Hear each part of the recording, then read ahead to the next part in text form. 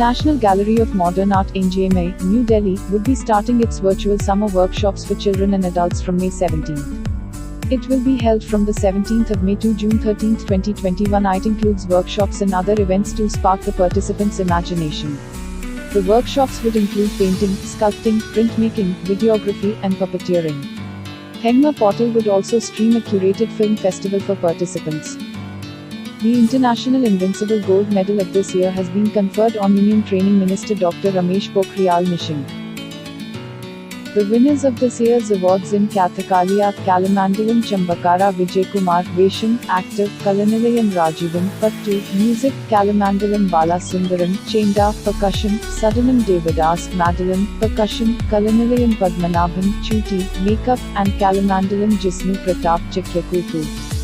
Maji Ram Chikya Kudiyatam, Vinita Nedungadi, Mohiniyattom, Kalamandalam Sarojini, Bharatanatyam, and Porur Haridas, Kyambaka.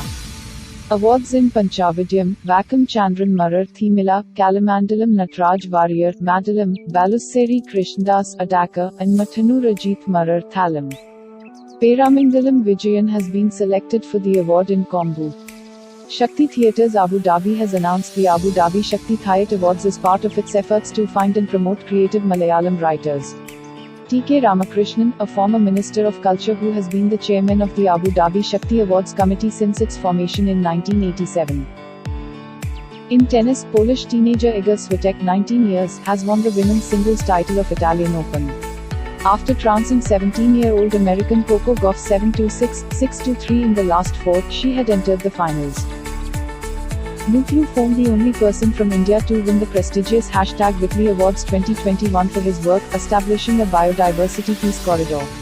The Whitley Award, also known as the Green Oscar, was given to a church worker from Nagaland for his efforts to establish a network of community-owned forests in the state and preserve the rare Amur falcon. The award is one of the world's leading prizes for grassroots conservation. It is published by HarperCollins India. May 16th is celebrated as Sikkim Day. The book combines the unique history of the erstwhile Kingdom of Sikkim with the intriguing story of how it became India's 22nd state in his new book. It also deals with the relationship between the Lepchas, Rompas, the original inhabitants, and the Gushas. The second wave of COVID-19 might slightly impact the Indian textile sector's supply and demand dynamics primarily in the first quarter Q1 of FY22, as per India Ratings and Research (INRA). A sustained export demand, learnings from the first wave, stronger balance sheet and liquidity will enable the sector credit profile to remain stable in FY22. Jacob Muller, a Switzerland-based manufacturer of systems and solutions for narrow fabric production, has launched its new website. In this new website, the company is offering a fresh and innovative web experience that sets out its priorities with total clarity. Jacob Muller Group is keen to show what its products and ideas mean for everyone. According to the group, its research, development, and production of top technology have evolved continuously since its foundation in 1887. Innovation has always been at the core of its success story, based on recognition of customer needs and demands.